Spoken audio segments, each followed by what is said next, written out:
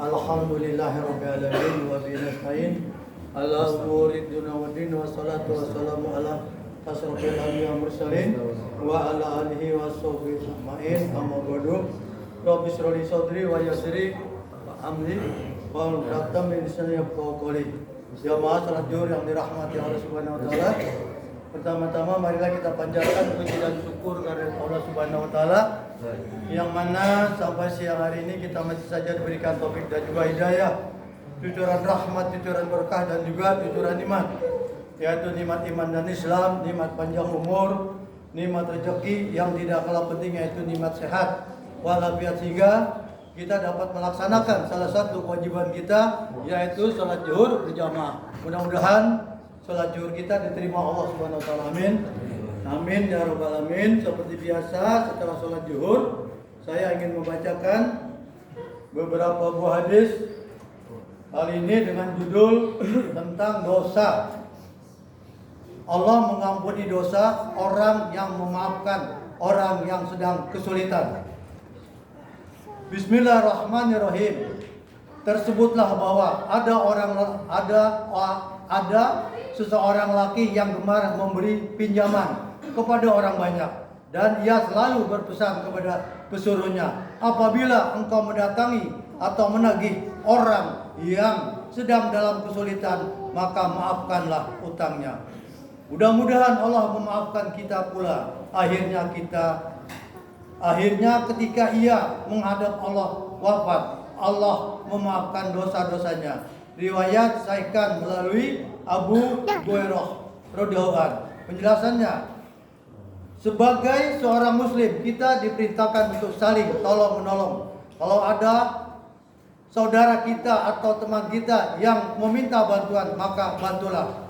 Kalau ada yang meminta pinjaman uang dan kita memilikinya uang, maka berikanlah pinjaman. Kemudian apabila dia belum mampu membayar utangnya, maka maafkanlah. Janganlah memaksa dia untuk membayar utang, karena hal itu akan membuat dia merasa tersiksa. Barang siapa yang memaafkan orang yang berhutang kepadanya atau memberi masa tangguh hingga orang tersebut mampu membayar utangnya, maka Allah Subhanahu wa taala memaafkan dari semua dosa-dosanya.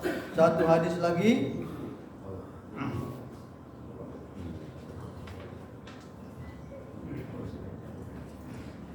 Dengan judul orang berkurang karena kesusahannya. Tiada seorang muslim terkena suatu gangguan berupa penyakit dan lainnya, kecuali Allah menggugurkan dosa-dosanya, sebagaimana suatu pohon menggugurkan daun-daun kering. Riwayat Bukhari dan Muslim melalui Abdullah ibnu. Penjelasannya, makna hadis ini sama dengan hadis yang sebelumnya, yaitu bahwa tiada suatu musibah pun yang menimpa diri seseorang muslim, baik berupa penyakit ataupun lain-lainnya, melainkan hal itu menjadi pencuci bagi dosa-dosanya. Tapi tentunya dengan catatan dia bersabar menghadapi musibah yang dia alaminya. Kalau dia tidak sabar, bahkan mereka kesal dan berburuk sangka kepada Allah atas musibah yang dia terima, maka bukanlah dosa yang diampuni, tapi malah dia akan mendapat azab sekaligus ditambah dosa-dosanya. Maka dari itu bersabarlah dalam menghadapi musibah, karena orang-orang yang bersabar dalam menghadapi musibah dicintai Allah Subhanahu wa taala. Yang dimaksud dengan dosa dalam hadis ini ialah dosa tertentu seperti disebutkan dalam hadis lainnya, bahwa sesungguhnya ada sebagian dari dosa-dosa itu yang tidak dapat dihapus oleh amal apapun kecuali oleh musibah yang menimpa diri pelakunya.